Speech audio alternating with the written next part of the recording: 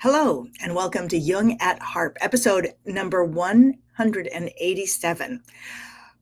Conversation of one, or how to have a useful conversation with yourself. Oh, okay.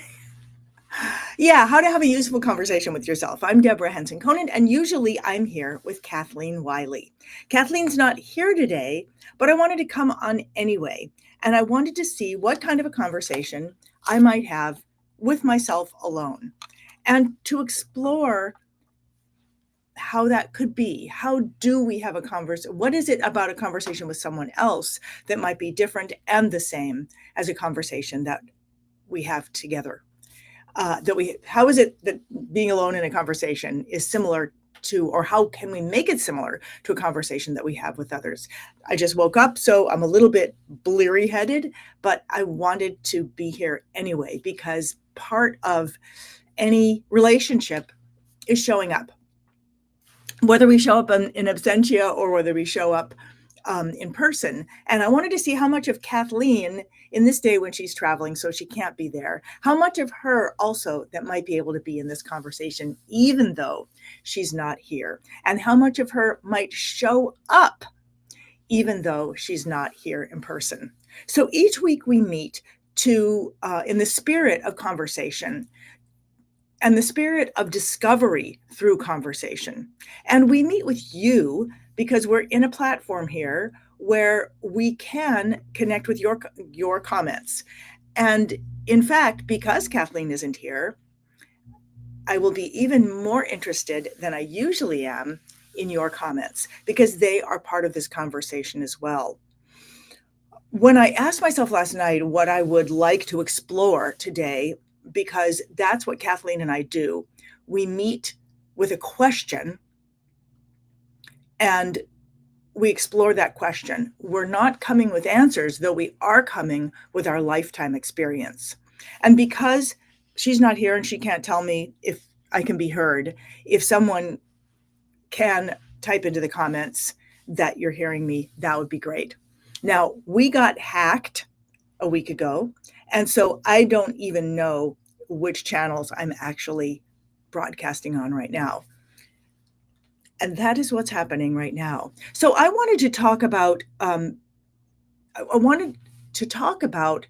the three sort of modes of discovery type learning, because Kathleen and I both have online communities, learning communities, where we share what we know. And she has an embodiment circle, and I have a harp academy where people are learning improvisation. And one of the things that I notice, I was presenting the academy is opening again. The new quarter is starting. Each quarter we look at a different concept, a different way in to music. And Sherry's saying, "We hear you. Yay, that's great." So every quarter, we take a sort of a different concept throughout the year. Hi, Sherry. Hi, Monica. Thank you so much. That's great. And I used to teach just classes like here's the skill. Here's a skill for you to learn. And that's how it started. And here's a skill, here's the mechanics of it. You go off and that's what you need to know. And that's what I thought people needed to know in the beginning. And then as it went further, I realized they don't just need that from me in learning, in how I learn. I need the information. But the minute I'm in pretty much any environment, any learning environment that is static, like if it's a video or something, and I start to try it out for myself, I immediately have questions. And the questions almost always are of how I'm going to implement that thing for myself. And it almost always follows the same pattern of like, well, wait a minute, what if blah, blah, blah. And so I discovered very early on, because I kind of fell in love with online learning. And I fell in love with online learning because I felt like I could actually get closer to the teacher than I could in a classroom. And I could get closer to watching the teacher interact with other students. And therefore, I could engage these two parts of my learning. And right now, I just realized right now I'm experiencing having a conversation with myself, because I'm having a conversation with myself in the moment, thinking about what I wrote down. Well, I want to explore, why is it that classes, community, and coaching, why are these three things so important to learning? And then I just realized that I started talking about something I'm doing or something that I created. And then I went and I looked back on what made me create it that way. So, and then the bigger question that I'm looking at right now, right up here, is the mechanics of discovery. Probably that's what I should have called this. What are the mechanics of discovery? So, having a conversation with myself here, I'm discovering that what I'm talking about is the mechanics of discovery.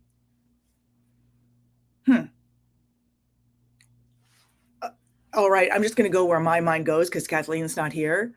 And I'm thinking, oh, this is why we talk to ourselves. This is why talking out loud to ourselves can make a difference. And now my brain is thinking, okay, well then how does that relate to playing music? Like knowing how to do something versus actually doing it. All right, so now I'm holding all these ideas in my head. I immediately want to go to the harp and try that out, see what that's like. But I want to come back and I want to complete this thought or move all the way into it, which is, okay, the mechanics of discovery, and why is it so important to have what the three elements that I like to have in anything, any environment in which I'm learning, and what I created also in the academy that I created. And that is the information that I can take on my own time, like a book, meaning the information is in a format that I can kind of become mine. Oh, that's interesting. Okay. Wow. It's more important. Yeah, it is important. Okay, I didn't think about this. So it's important for me to have the learning stuff, whatever the teacher's teaching, but I need to have it in my own way. I need to be able to write on it. I need to be able to write in a book. Like I love to write in the margins of books or argue with the book or have what I have to say connected in with the book. And so having that learning material, having the basic information that the person who created the class had in whatever form, then being able to engage with it in an intellectual way, right on the page, or, if I put it into my own notes, put my thoughts in it. All right, so there's that sort of that part of it. Then there's the part of it where, and I just want to come back and say, what am I looking at? I'm looking at the mechanics of discovery, and I'm looking at them through the lens of my mode of learning and the mode of learning that I've created, which is Hip Harp Academy. All right, so the stuff I'm learning, the basic information that the expert has broken down and organized, however well or badly, for me in some kind of format that I can then take and on my own time and in my own way engage with. All right, okay, so there's that part of it. If you only saw all the other stuff that's happening over here in my head, when I say that, I see a cow. I see a cow ruminating on something I see a cow as a metaphor for how we kind of chew on something in our own time. Then there's the community. Sorry, now there's just lots of cows in my head. But that's fine. I mean, I grew up, a lot of time on my grandmother's farm, and there were a lot of cows. And so I'm just thinking and now I'm okay. So now in the mechanics of discovery, I'm no longer just thinking of the question, but I'm thinking of the question through the metaphor of cows. So seeing other cows, seeing other people learning becomes becomes a really important part of learning, which is why I set up the academy the way that I did, though I didn't set it up that way in the beginning. I actually, in the beginning, set it up to be like, okay, I'm teaching you something, and this is the thing I'm teaching you, and I'm done. La, la, la, la. Like I'm the author, and that's the end of it. I don't know exactly why I did it that way. I think I may just not even had the time to create community, and I didn't know how. But when I used to go study with my coach, Tony Montanaro, who was a mime, who did not wear whiteface, and who talked.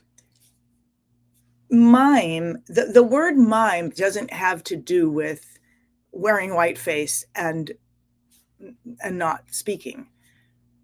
That's sort of a convention that grew up around it, just like playing the harp doesn't have anything to do with playing classical music. A harp is a harp, and it doesn't have to take a certain shape, and it doesn't have to play a certain kind of music. But so often, those kinds of stylistic conventions grow up around any particular thing. So I went to Tony Montanaro because I had been told that he was the guru of street performers. I didn't even really know what he taught, but I knew that he had made a huge difference in a lot of people's lives. And I was so frustrated with the harp that, and I was playing a big concert harp then, and I was so frustrated with being behind it and having to carry it around and all the things that were making it difficult to really engage with it. And I was ready to walk away from the harp, but I took it to him. So where I'm getting at right now is that was the first time I had been in an environment in which two things were happening. And I wasn't necessarily aware of them at the time because I came to study with him. But there were other people in the class. I think there were 12 people there. And I suffered through the times when he was teaching the other people, waiting for the time for me to get up there, for him to work with me. Until I began to observe, and this wasn't for a while, that I, in some ways, learned so much more by sitting back and being able to see him engage with these people. And I think one of the reasons it was so engaging was because if I'd been watching him and had some principles, like we do in the academy. For example, in the last quarter, the principle was the power of pattern. So this principle was something that we could use to look at really everything in our lives, not just what was happening on the screen, but also what was happening, in any particular part of our lives. And having that concept, not like a filter, but like almost like a pair of binoculars or something, it allows us to look at anything through the concept, the power of pattern. And there's 4 concepts through the year. The power of pattern, we're about to go into a quarter that's called Structure is Freedom. Then in the beginning of the year, creative resonance. It's really about how to develop creative resonance. And then the third quarter is grounded expansion. And if you take any of those concepts and you use them at any moment, you can look at anything that you're doing through those concepts. Like right now, the power of pattern, I'm looking at, okay, I'm here today because there's a pattern that Kathleen and I show up on Friday mornings, right around 9:15. And even though Kathleen couldn't be here today, I thought, well, what if I continue that pattern? How much of her will show up? And how much of all of you will show up? I said, as Victoria, right on cue, reminds me, I don't know if this is what she's saying, but reminds me that the part of the beauty of this conversation of Jung at Harp is that the conversation is with you as well, that we found a platform that makes that possible. And Victoria says, conventions are conventional. You are anything but conventional. So it makes sense that you wanted to do something different. Yes.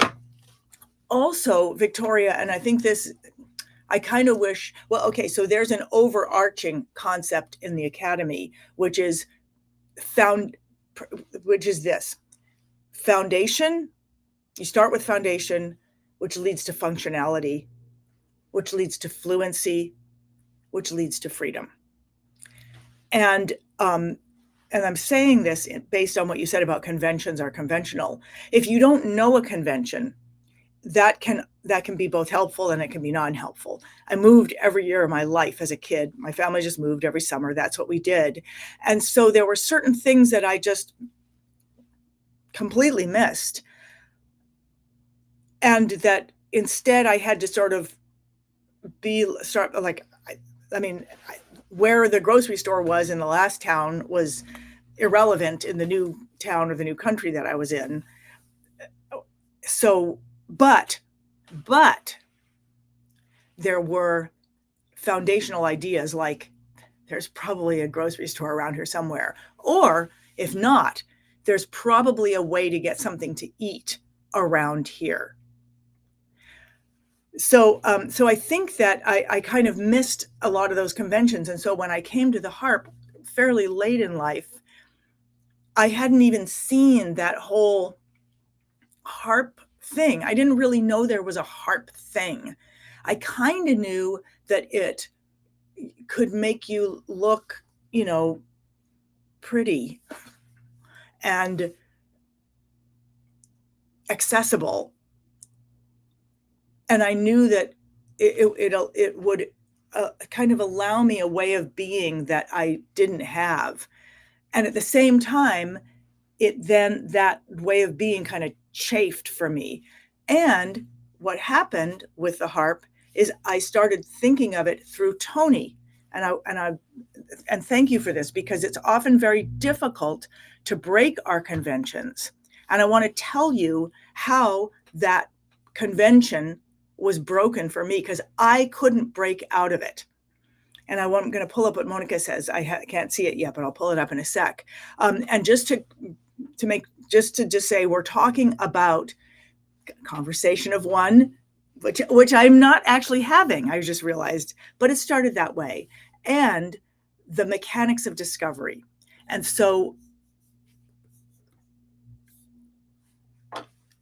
Victoria has brought in the idea of convention being conventional, and how she didn't say this, but how it can give us a start of like, this is what you do. Like if you know certain conventions, it is super helpful. One of the conventions, it's hard to know whether it's a foundation or a convention, but one of the conventions that I teach in the academy, especially this next quarter, is the conventional way of structuring ideas. I teach it in a musical way, and I've seen this convention in Baroque times, and I've seen it in jazz. I saw it in these two places, and I was like, what's that? It can be foundational. If you take away the extra stylistic conventions, then it becomes foundational. So I would say that stylistic conventions can be, sorry, my brain went, well, they can be constraining unless you're a spy. And then they're very helpful because they help you become, to be someone you're not. Okay, so let's see what Monica's saying. I'm wondering, what is the difference between discovering and learning? In order to discover, I have to be open to something new and unexpected. Yeah, Monica, you're in the academy, and so you hear me talking about discovery all the time, because I'm always trying to set up the environment or whatever I'm teaching in a way that will lead to discovery rather than, well, this is really interesting. I wish Kathleen was here. I think that learning is, I'm going to say something that's not exactly what I mean.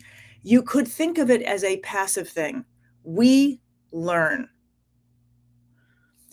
Meaning, like, there was a quote by Oliver Wendell Holmes, and I think many other people have said the same quote, but the way he said it was, he was a doctor and a philosopher. This was Oliver Wendell Holmes Sr. He happened to live in this area, and I wrote a play about him years ago, so I got to read everything he wrote. And he said, I dressed his wounds, but God healed him. And I didn't really understand that at first, but it kept coming up over and over and over again, to the fact that I was like, well, what does this mean, and why is this so meaningful to this person? And what I think he was saying was, there are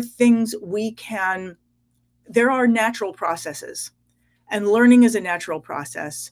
Creativity, being creative, is a natural process.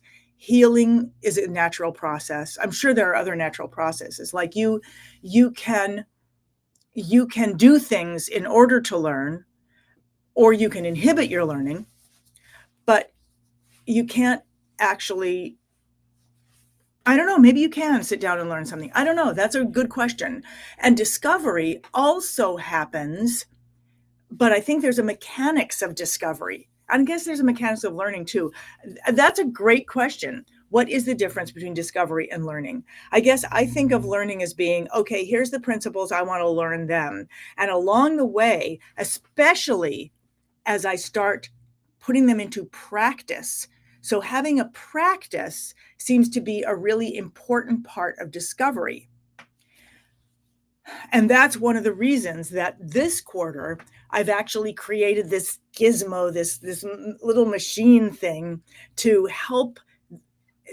I'm not just giving people things to do or giving them things in a book form, but I literally created a little machine that lets people kind of like poke something to get their different introductions, poke something to get different tunes that they could play, poke something to get different ideas for improvisation, and just engage with it in the hopes that through doing this, people will discover a bunch of things.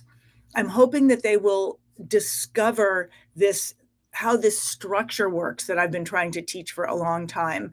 I'm also hoping that they'll discover after a point that one day they'll say, wait a minute.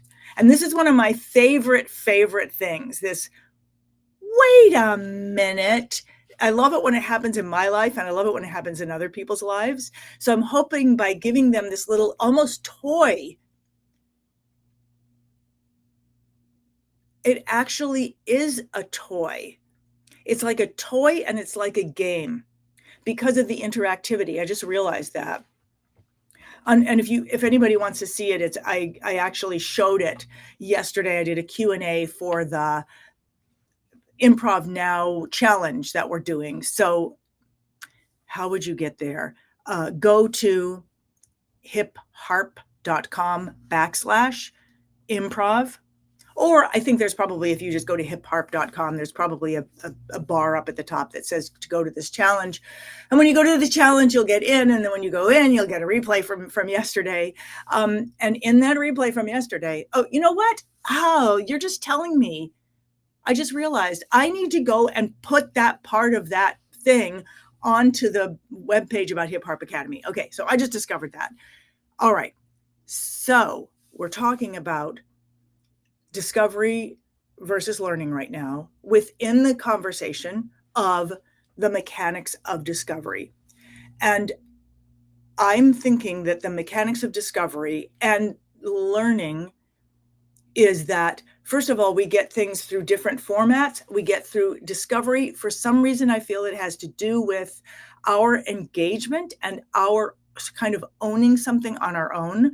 So that when people take a fundamental concept rather than a completed stylistic document, which is what a piece by Mozart or a piece by Bach is, a completed stylistically infused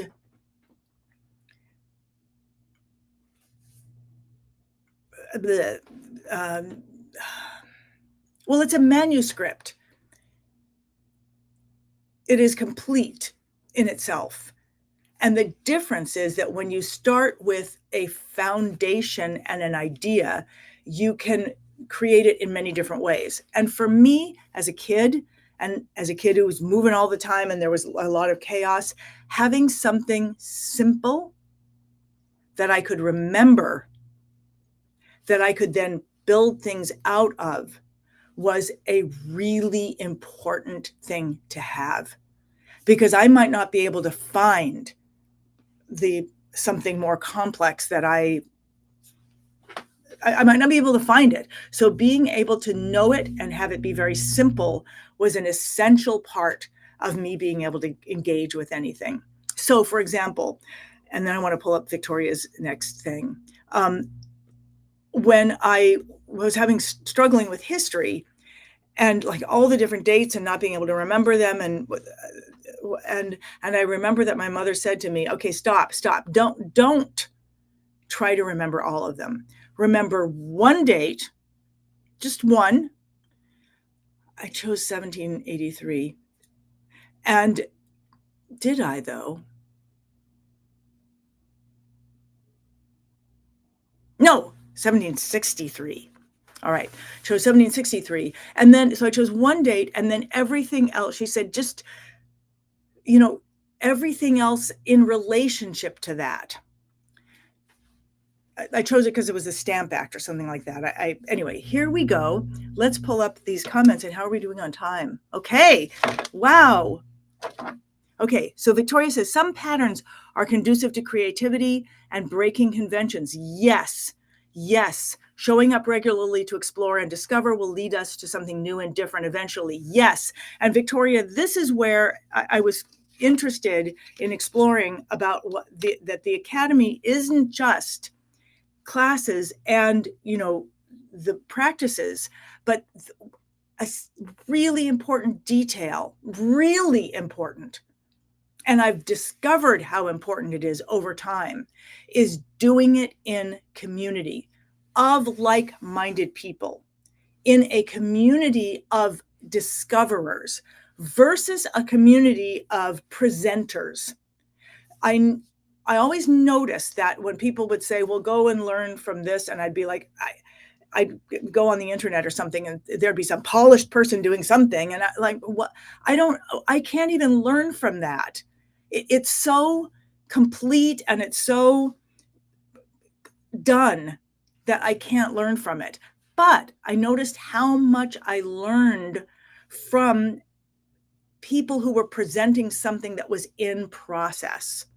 And this is what I wish I could go back to my first days with Tony Montanaro and actually watch him again, knowing his principles that I learned over time by studying with him, and actually be able to see him coaching others, because that's when I think a lot of light bulbs, even many more light bulbs, would have gone off. I was just really both in exploration and also resistance when I first started studying with him. So this is great. Yes. And some patterns are conducive to creativity. And I do love sharing the patterns I think are conducive to creativity. But then when we watch others engage with those, I think that is when others who are at our level or who have different technical abilities than us, and often many people who think they are technically limited. But if people think they are technically limited, but will take on the foundational form and play with it, to me, this is one of the most exciting, it's one of the most exciting sort of places of discovery, because then you're seeing, raw, creative. I won't even finish my sentence. Let's see what. And Victoria says, look up Bloom's taxonomy. The framework consists of 6 levels of cognitive processes, each building on the one below. The order is remember, understand, apply, analyze, evaluate, and create. And so funny. And so Victoria says, so I think discovery is in the realm of create, which means, wait, there's more here, which means, it's not on the page, which means we first need to learn to understand and apply. Oh, you know that as soon as we look at this, I'm going to say, wait a minute.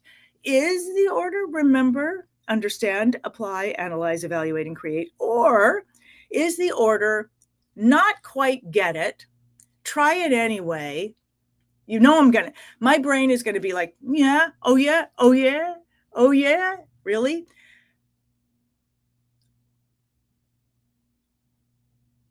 Which leads me to think this. Because what I'm hoping will happen. Okay. Well, that's interesting. I will look at that and I'll think about it, because I think for me, there's also this like, take it apart, forget, don't do it right, get the general gist of it, even though you don't get it. Oh, this is so interesting. All right. And one of the reasons I think I love foundation is that with a really great foundation, it is both true and not true. So one of the things I love about the foundational structure that I teach this quarter is that if you go look at it, if you start practicing it at a certain point, you'll be like, wait a second, how come it has to be like that? Why couldn't you put this first and then that and then this and then that? And what you discover is you can. And then you're thinking like Picasso, which is, someone who is taking structure that's already there in the world, and how much can you take it apart and have it still be experienced as structure, even though it's been abstracted. And Donald's saying hello, and Rose is saying hello. So thank you. First of all, I know we have to leave in like 1 minute. Okay, so back to the original conversation. First, conversation of one. Obviously, that isn't here. This is a conversation of many, even though I thought I was alone. And Victoria says the patterns that you teach give us the foundation to remember and understand. Yeah, that's my intention, Victoria. And it comes from my childhood of having the memory of a sieve. And then I've only developed that, inability to remember complex patterns all the way through my life. But I do know that for me, and what I love to teach is, instead of teaching a complex pattern, teach many simple patterns, or several simple patterns, fundamental patterns. And then when you put them together, they start to create these things that appear complex, but you're experiencing that you're doing something simple with it. So how does that work for me in this last minute? A conversation of one. Okay, Deborah, is not a conversation of one if you do it out loud and if you do it with friends. Okay, so that's number one. The mechanics of discovery. Wow, I don't have an answer. And yet, I feel like I've been able to be in those mechanics here with you today. So thank you so much for being here. And thank you, Kathleen, for being here in spirit. I miss everything that you would have said today, and I look forward to seeing you again next week. And I think she's in the air in an airplane. Thank you so much. And I look forward to seeing all of you. Oh, if people are not in the challenge yet, it goes to the end of the weekend. And it's all open now. So you could do it all in one afternoon. And I think someone added one more thing. Oh, thank you, Monica. So I will say farewell and see you all again very soon, and go forth in the spirit of discovery and the spirit of this question. And as you discover the mechanics of discovery in yourself, I hope that you'll share that with me and with Kathleen and me, and in weeks to come. All right, farewell, and I'll see you again next week. Bye-bye.